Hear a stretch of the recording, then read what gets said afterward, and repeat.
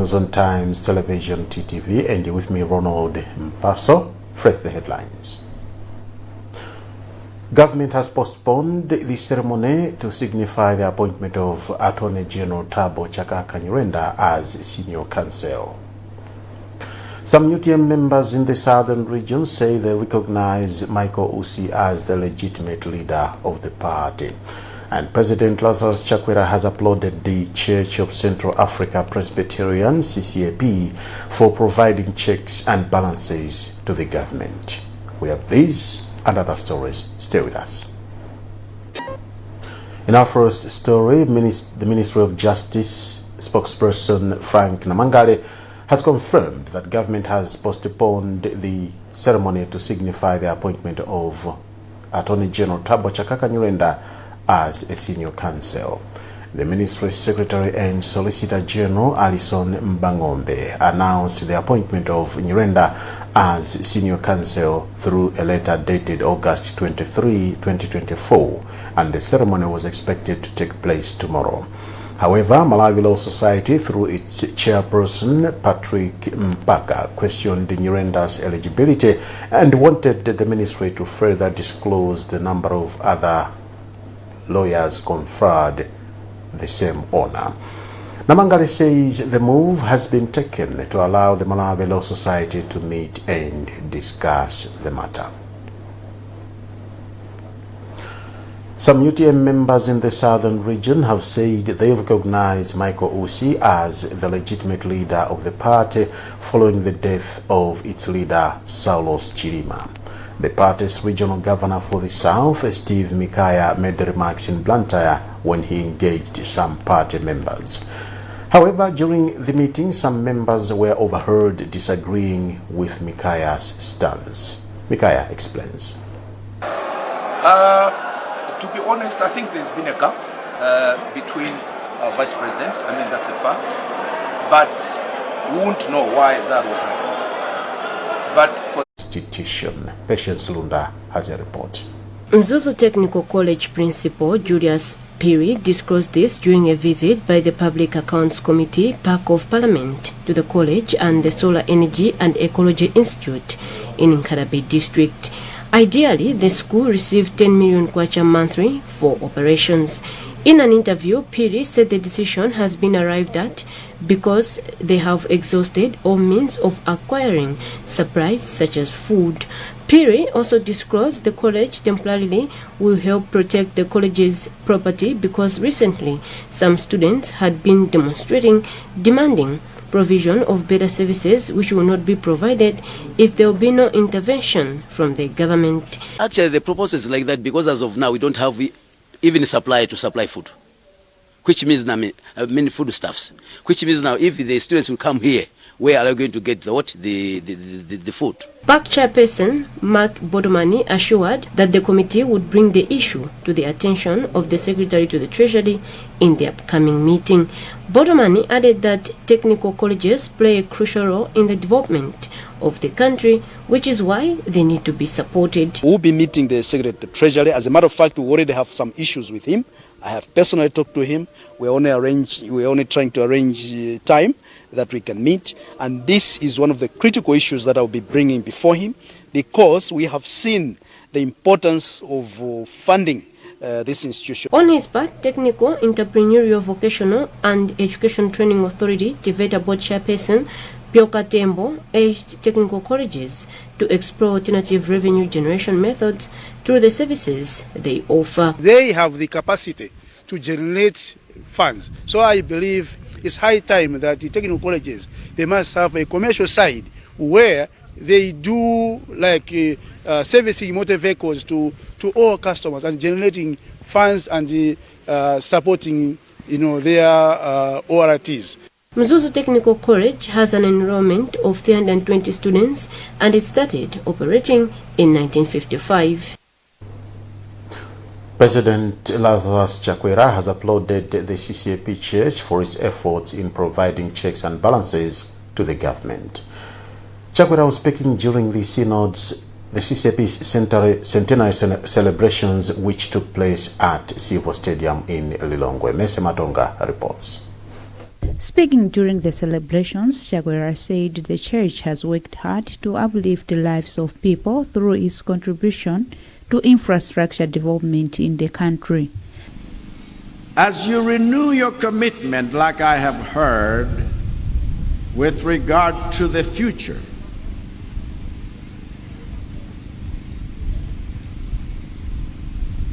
let me maybe conclude by stating, as a former professor of missions, that the gospel did not come to Africa to die in Africa, even though missionaries who came, some of them are buried here, and I saw their graves in Cape Maclear.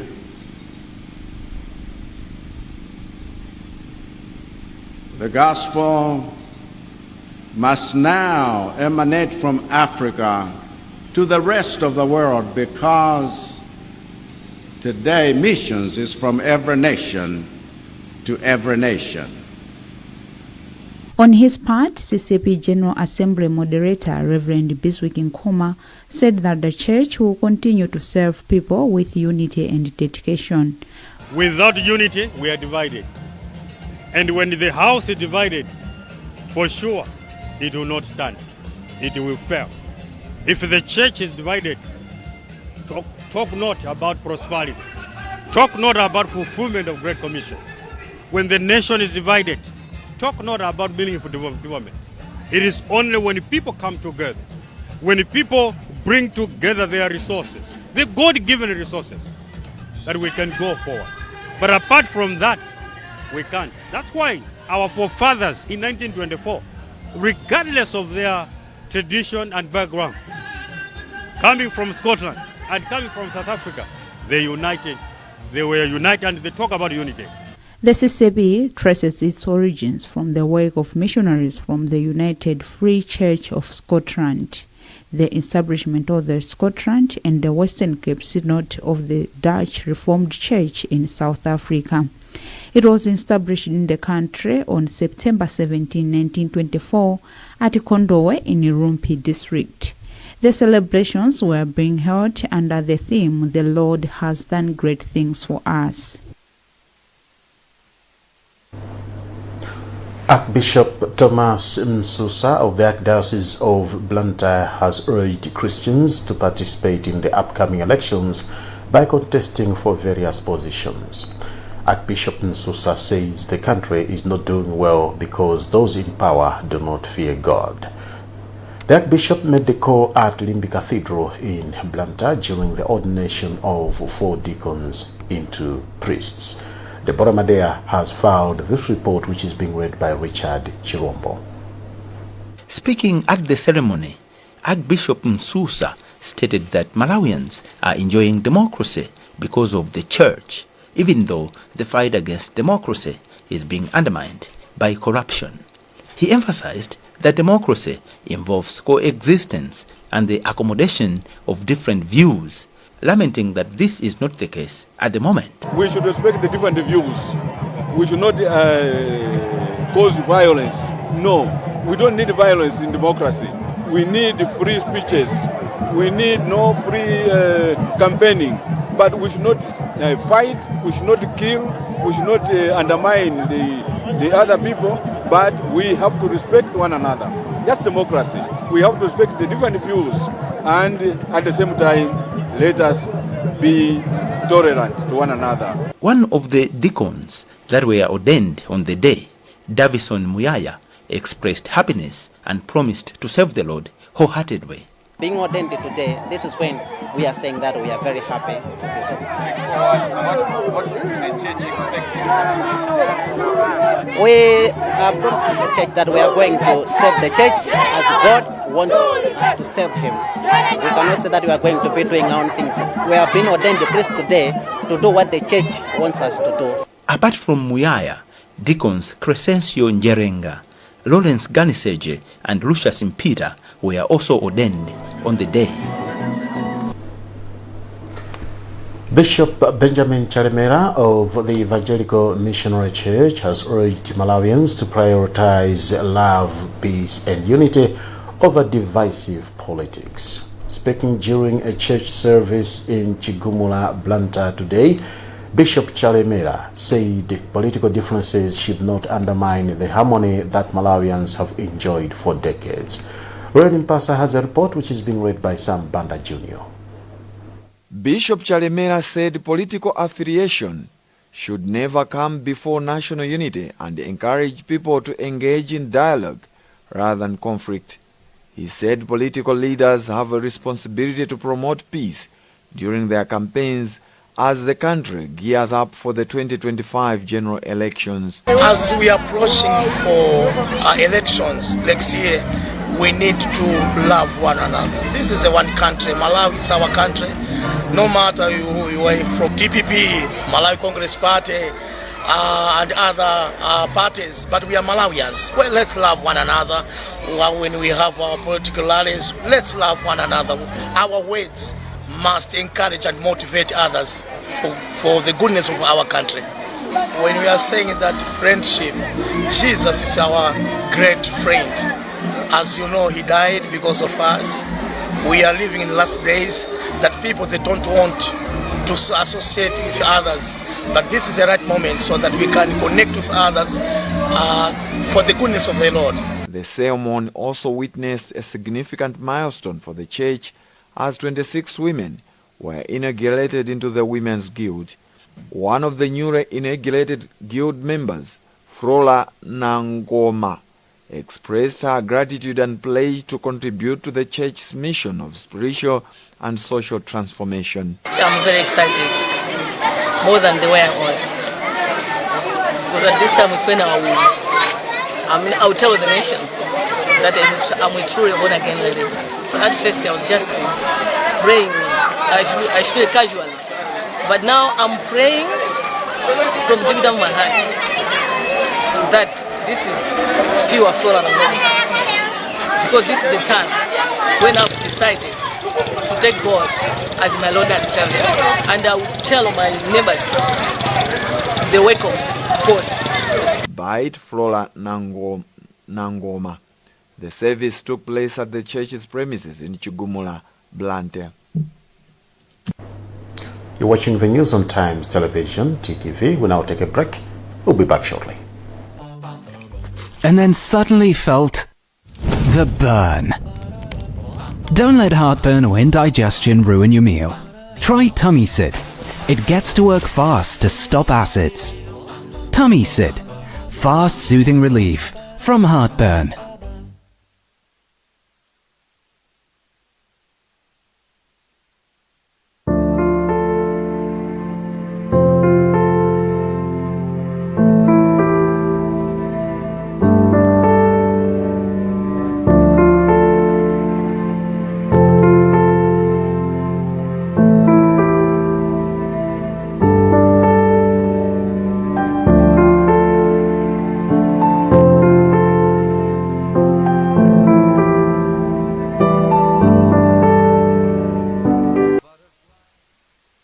Welcome back.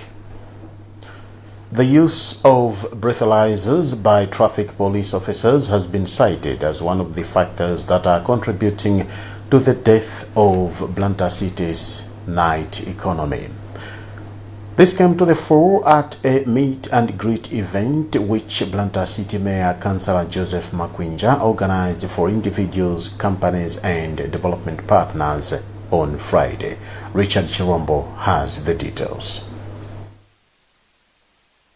Stakeholders had an engagement with Makwinja during a meet and greet event held at Amaryllis Hotel in Blantyre. One of the things that came out clearly at the event were challenges that business persons are facing in the city. According to Makwinja, one of the challenges pertains to the enforcement of road traffic laws in the city. We wanted security in town. We have talked to the Commissioner of Police of Blantyre that at least legalize. They should start maybe 1 o'clock or outside Blantyre. Because most of the business, especially night clubs, bottle stores, people are almost closing business because of legalizing. The Commissioner of Police was here, engaged him, I'm sure things will change. One of the participants and many sponsors at the event, Wickens Mijiga, who is the chairperson of HS Winehouse, concurred with the mayor.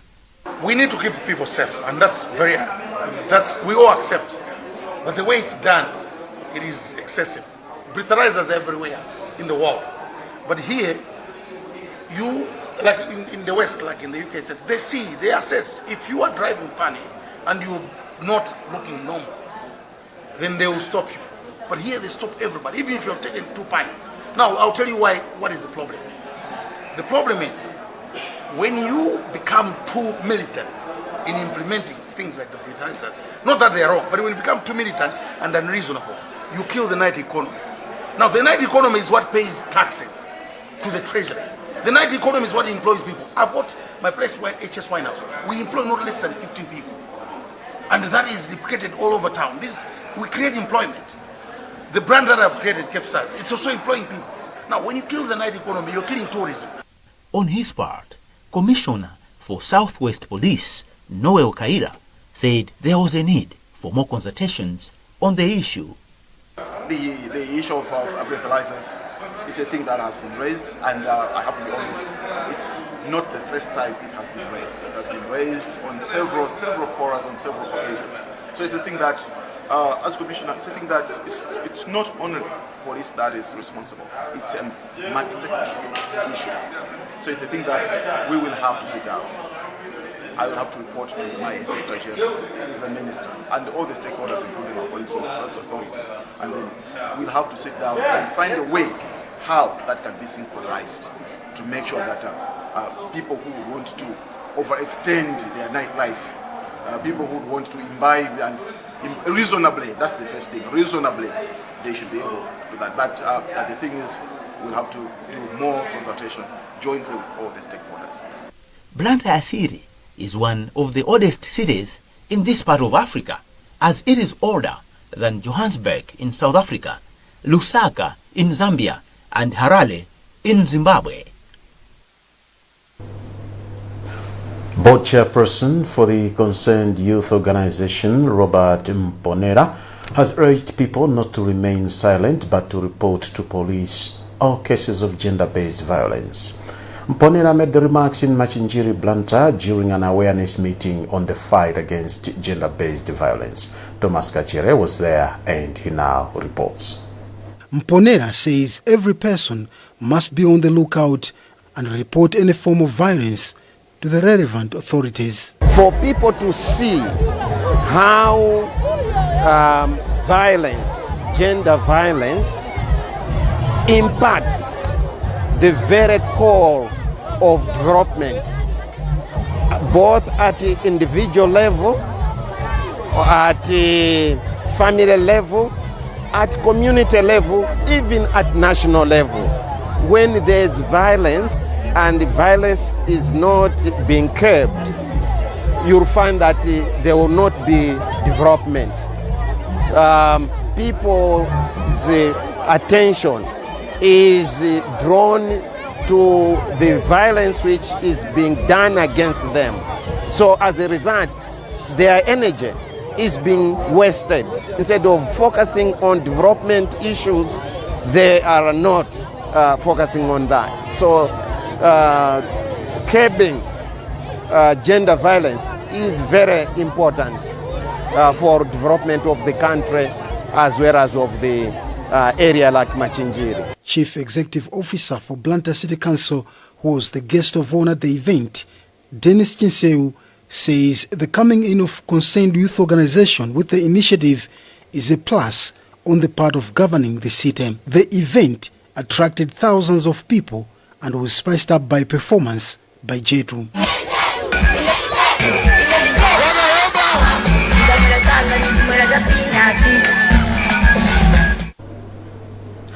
570 households from Mbaluku in Mangochi district affected by the rising levels of Lake Malawi have received food and non-food items worth 45 million kwacha from Gift of the Givers.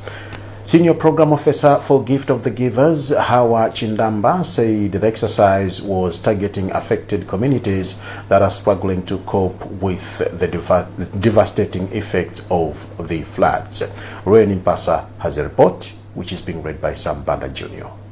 Chindamba reaffirmed the Foundation's commitment to providing immediate aid while exploring sustainable solutions that strengthen community resilience against future disasters. Ever since the rising of flood in Lake Malawi, Gift of the Givers has been on the ground distributing food and non-food items to the flood-affected families in Mangochi, Salima, Nkodakota and Kadabe, to the families who are residing in Lakeshore communities. All the food and non-food items cost 45 million. We are distributing flour, 10 kg, rice 10 kg, 4 tablets of soap, clothes and black cloth sheet papers, and also other non-food items. We discussed with the CEO municipality and also Dodma for recovery plan. They have already started doing orientation and also awareness to those people who are residing near Lakeshore to vacate to other areas. So Gift of the Givers also joined to do the awareness campaign to the families. Commissioner for the Department of Disaster Management Affairs, Dodma, Charles Kalemba, has emphasized the importance of effective coordination in implementing disaster risk management programs. We have been having lots of rains in the northern part of Malawi and in Tanzania and also in Mozambique. And that resulted in the lake swelling up, and therefore many of the people who were staying close to the lake shore were affected and they were displaced. So we had a number of camps in the Mangochi town, but also in Mangochi district along the lake shore. And these people have been displaced for up to now. And we've been working with partners to make sure that they are looked after. The relief package included essential food items such as 10 kg. The relief package included essential food items such as rice, maize, flour, and hygiene kits. Sfao Mobility Malawi has officially launched the all-new Volkswagen Amarok, marking a significant addition to its lineup of premium vehicles. The grand unveiling ceremony took place at the company's showroom in Mandala, Blantyre, attracting automotive enthusiasts and industry professionals. Speaking during the event, Sfao Mobility Managing Director Carl Varga said the new Amarok would offer even more value to its customers. Varga explains. This vehicle is assembled in South Africa. This particular one, we're going to be bringing in several different models right the way through. There's a sort of a basic model or a medium model, and then there's the Aventura, and then there's the Panamericana as well. What we have on show tonight is the Aventura, and then outside we have the standard model as well. This vehicle is made exactly for Malawians. It's a very, very good vehicle on the outside and the luxury level, but it's also very capable off-road. It's got a fantastic clearance and four-wheel drive system, so it's more than capable of driving around town with all the luxury. It's got a fantastic audio system, etc. Most driving is probably done on the tarred roads, but then it's also excellent if you need to for going out into the more bush type of area, as we would say. So it's perfect for the Malawi market. And that's the news for now, but before we go, the headlines again. Government has postponed the ceremony to signify the appointment of Attorney General Thabo Chakaka Nyirenda as senior counsel.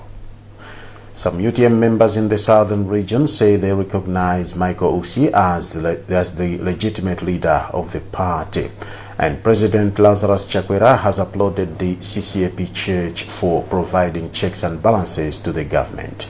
You can get more on these and other stories by visiting www.times.mw, liking and following our Facebook page, Times 360 Malawi, X at Times 360 Malawi, and by subscribing to 1895 through dialing star 1895 hash. You've been with me, Ronald Mpaso. Let me wish you all the best as you continue watching various programs right here on the #1 television station in the country, Times Television TTV. Good night.